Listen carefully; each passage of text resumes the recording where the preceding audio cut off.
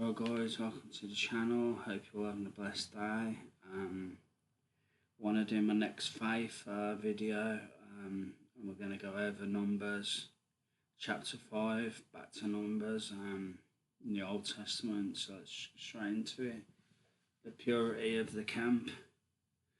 The Lord said to Moses, "Command the Israelites to send away from the camp anyone who has a defiling skin disease or a discharge of any kind, or who is ceremonially unclean because of a dead body. Send away male and female alike. Send them outside the camp so that they will not defile their camp, where I dwell among them." The Israelites did so. They sent them outside the camp. They did just as the Lord had instructed Moses.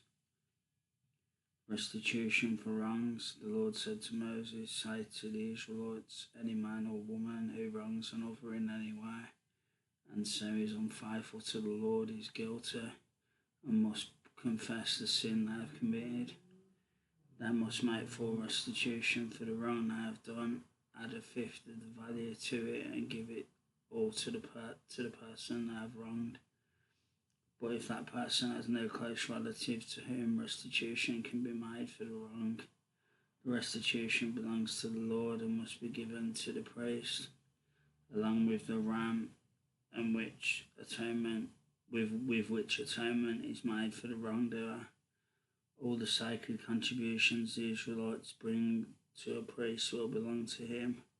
Sacred things belong to their owners, but what they give to the priest will belong to the priest."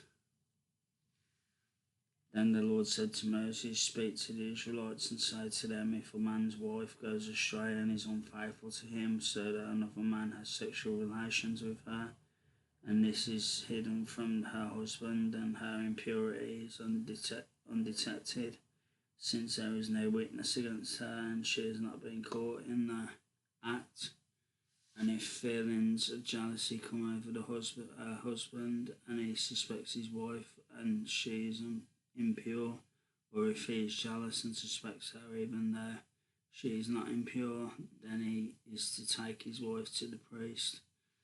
He must also take an offering of 1/10 of an ephah of barley flour on her behalf. He must not pour olive oil on it or put incense on it, because it is a grain offering for jealousy, a reminder offering to draw attention to wrongdoing. The priest shall bring her and make her stand before the Lord. Then he shall take some holy water in a clay jar and put some dust from the tabernacle floor into the water. After the priest has made the woman stand before the Lord, he shall loosen her hair and place in her hands the reminder offering, the grain offering for jealousy, while he himself holds the bitter water that brings a curse. Then the priest shall put the woman under oath and say to her, if no other man has had sexual relations with you, and you have not gone astray and become impure while married to your husband, may this bitter water that brings a curse not harm you. But if you have gone astray while married to your husband, and you have made yourself impure by having sexual relations with a man other than your husband, here the priest is to put the woman under this curse. May the Lord cause you to become a curse among your people, when he makes your womb miscarry and your abdomen swell. May this water that brings a curse into your body, so that your abdomen swells, or your womb miscarries." Then the woman is to say, "Amen, so be it."